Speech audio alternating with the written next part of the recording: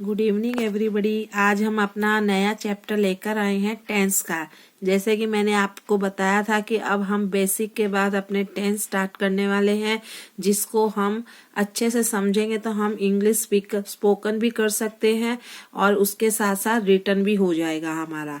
अब हमारे टेंस जो है ये चैप्टर है। जैसे कि टेंस हमारे 3 तरह के होते हैं, 3 टाइप्स ऑफ टेंस होते हैं।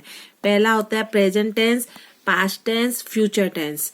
अब हमारे ये 3 जो टेंस होते हैं, present tense, past tense, future tense, इनके भी 4 पार्ट्स होते हैं, यानी 4 हिस्से होते हैं। Each tense has 4 parts. जैसे पहला है प्रेजेंट टेंस, तो इसका तुम्हारा पहला होगा आपका present indefinite tense, present continuous tense, present perfect tense, present perfect continuous tense. इस तरह से 4 पार्ट्स होते हैं। अच्छा, अब हम इसमें से सबसे पहले प्रेजेंट इनडेफिनिट टेंस उठाएंगे। इसको प्रेजेंट सिंपल टेंस भी बोलते हैं।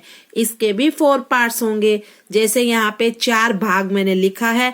प्रेजेंट इनडेफिनिट टेंस, इसका होगा अफर्मेटिव, नेगेटिव, इंट्रोगेटिव और इंट्रोगेटिव नेगेटिव। अब हमारा जो है ये 4 पार्ट्स जो है वो हमारे इस तरह से टेंस में 4 पार्ट्स होते हैं। उसके अलावा हमारे जो 4 पार्ट्स हमने किए उनके भी 4 पार्ट्स यहाँ पे होते हैं। अब जैसे हम सबसे पहले लेंगे प्रेजेंट इंडेफिनिट टेंस और उसका भी हम लेंगे अफर्मेटिव। प्रेजेंट इंडेफिनिट का अफर्मेटिव लेंगे। अच्छा, अब हम ये समझेंगे कि हिंदी में जो हम सेंटेंस बनाते हैं, जैसे वह खेलता है, तो हमें कैसे पता चलेगा कि इसको इंग्लिश किस तरह से बनाए हम। तो इसकी पहचान होती है, जैसे इनडेफिनेट टेंस कह दो या सिंपल कह दो, इन दोनों में से हमको पहले पहचानना पड़ेगा कि ये कौन सा टेंस है, क्योंकि कंटिन्यूअस भी हो सकता है, परफेक्ट भी हो सकता है, परफेक्ट कंटिन्यूअस भी हो सकता है। कैसे पता चलेगा? क्योंकि सब में अलग अलग वर्ब फॉर्म्स लगती है, अलग अलग हेल्पिंग वर्ब लगती है। इसलिए हमें ये समझने की बहुत जरूरत है कि सेंटेंस की पहचान क्या है। अगर आपके सेंटेंस में ता है अंत में, जैसे कि वह खेलता है, तो ता है, ती है, ते है, ताहू इत्यादि अगर आते हैं, ता है, ये सब आते हैं, तो ये हमारा हो जाएगा प्रेजेंट इंडेफिनिट। इसके हिसाब से हमें फॉर्मूले लगाने होंगे। जैसे हमारा फॉर्मूला, अब इस टेंस का हमारा फॉर्मूला है, पहले आएगा कर्ता, जो करने वाला होता है, सब्जेक्ट बोलते हैं कर्ता को। फिर जो काम हो रहा है उसको क्रिया कहते हैं और इंग्लिश में उसको मेन वर्ब कहते हैं। लास्ट में होता है कर्म, जो किया गया है, उसको बोलते हैं ऑब्जेक्ट।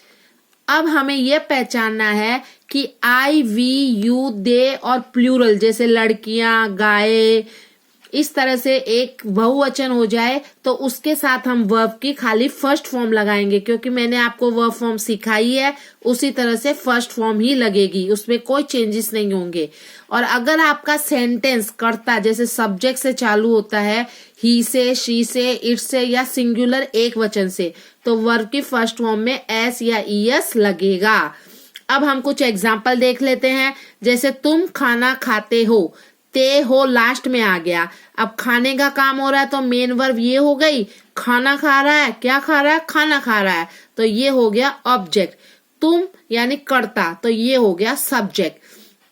अब क्योंकि मैंने आपको यहाँ पे फॉर्मूला बताया है, पहले सब्जेक्ट लेना है, फिर मेन वर्ब लेना है, फिर ऑब्जेक्ट लेना है, वैसे ही हमने यहाँ पे लिया, तुम का हमने यू में चेंज कर दिया, यू, फिर हमको मेन वर्ब लेनी है, क्योंकि हमारे फॉर्मूले में देखिए पहले मेन वर्ब है, फिर ऑब्जेक्ट है। तो यहाँ पे कौन सा काम हो रहा है? जो काम हो रहा है, कोई भी काम, आना जाना, उठना बैठना, हंसना रोना, खाना पीना, जो क्रिया हम कर रहे हैं, एक्शन जो वर्ड होते हैं, उनको हम मेन वर्ब बोलते हैं। यहाँ पे खाने का काम हो रहा है तो हम यहाँ पे ईट लिख देंगे और लास्ट में क्या खा रहे? फूड यानी भोजन। अब आप पूछोगे मेन वर्ब में हमने एस या ईएस नहीं लगाया, सिर्फ ईट लिखा है, क्योंकि मैंने आपको यहाँ पे बता दिया है कि आई, वी, यू के साथ अगर यहाँ पे आई, वी, यू, दे या प्लूरल है तो वर्ब की फर्स्ट फॉर्म ही लगती है, ना कि उसमें एस लगता है, ना ही ईएस लगता है। इसलिए ये बन गया हमारा यू ईट फूड। आया समझ में आपको स्टूडेंट्स? अब हमारा सेकंड है, वह पैदल स्कूल जाता है या वह स्कूल पैदल जाता है। मैंने दोनों वर्ड डाले हैं यहाँ पे। तो वह हो गया यहाँ पे जाता है, ता है आ गया यानी इंडेफिनेट। क्योंकि हम अभी इंडेफिनेट ही सीख रहे हैं इसलिए मैं आपको इंडेफिनेट के ही सारे एग्जाम्पल बता रही हूँ। जैसे जैसे आगे चलेंगे आगे अलग अलग एग्जाम्पल्स आते रहेंगे। अब इसमें ता है आ गया, ता है के आगे हम ये कहेंगे कि वह, ता है यानी किसी लड़के के लिए या आदमी के लिए यूज हुआ है। अगर ती है होता तो किसी लड़की या महिला के लिए यूज होता। यहाँ पे हो गया वह, तो वह हम लड़के के लिए आता है तो ही यूज करते हैं। यहाँ पे हो गया सब्जेक्ट, तो सब्जेक्ट आ गया आपका ही। अब यहाँ पे कौन सा काम हो रहा है, पैदल जाने का काम हो रहा है, तो यहाँ पे जाने का काम हो रहा है सबसे पहले। तो जाने को हम बोलते हैं गो, ये हो गई हमारी वर्ब की फर्स्ट फॉर्म, जाने को गो बोलते हैं। अब हमने यहाँ पे ईएस लगा दिया गो में, तो ये गोस हो गया। ईएस इसलिए लगा दिया कि मैंने आपको यहाँ पे ऊपर बताया था कि he she it, he she it या सिंगुलर आ जाए तो उसमें आपकी वर्ब की फर्स्ट फॉर्म में या तो एस लगता है या ईएस लगता है। अच्छा, इतनी नॉलेज तो अपन को होनी चाहिए कि किसमें एस लगाना है और किसमें ईएस लगाना है। So I think you all of you know it. अब हमने यहाँ पे लगा दिया ही गोस। अब कहाँ जा रहा है, तो कहाँ जा रहा है यानी स्कूल जा रहा है, ये ऑब्जेक्ट हो गया। अब आपको स्कूल के आगे टीओ टू लगाना है। हमारी कोई भी प्लेसेस के नाम होते हैं, जैसे मंदिर है, स्कूल है, प्लेग्राउंड है, किसी का घर है, उसके आगे हम टू लगाते ही हैं। तो यहाँ पे हमने लगा दिया टू स्कूल। अच्छा, अब एक्स्ट्रा आपका क्या हो गया वर्ड, पैदल जाना। तो वो पैदल जाना यानी ऑन फुट, वह स्कूल पैदल जाता है या वह पैदल स्कूल जाता है, इस तरह से। और प्लेसेस के आगे आपको टू यूज करना है। अब हमारा तीसरा हो गया, मैंने आपको अलग अलग वर्ड्स के बताए हैं सब्जेक्ट के।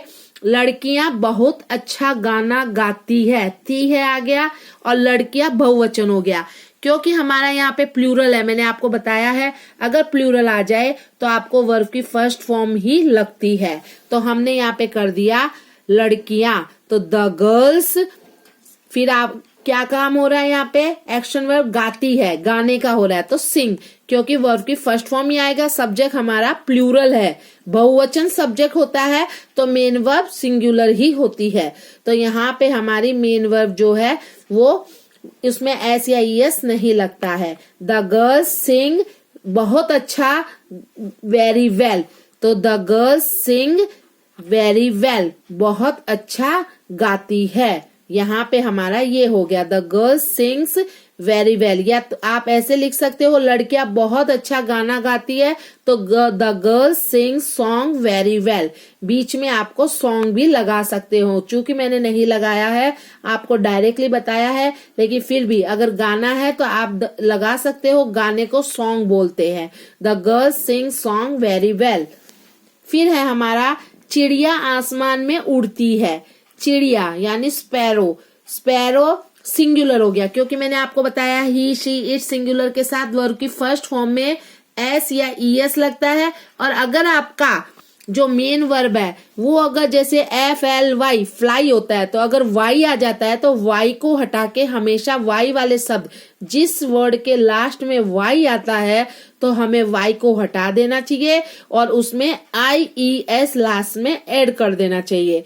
चिड़िया हमारी जो है वो सिंगुलर है और सिंगुलर के साथ मेन वर्ब में एस या ईएस लगता है। और अगर शब्द में वर्ड में लास्ट में FLY फ्लाई होता है तो वाई को हटा के IES लगाते हैं।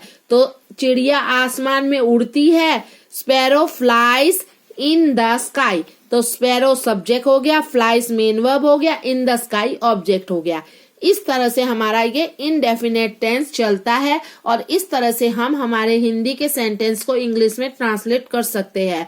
उम्मीद रखती हूँ कि आपको ये मेरा जो टेंस मैंने सिखाया है और हमारा पहला चैप्टर का ये तो छोटा सा हिस्सा है जो मैंने आपको 1 पार्ट बताया है, आपको समझ में आ जाएगा और अच्छे से आप इसको समझिएगा।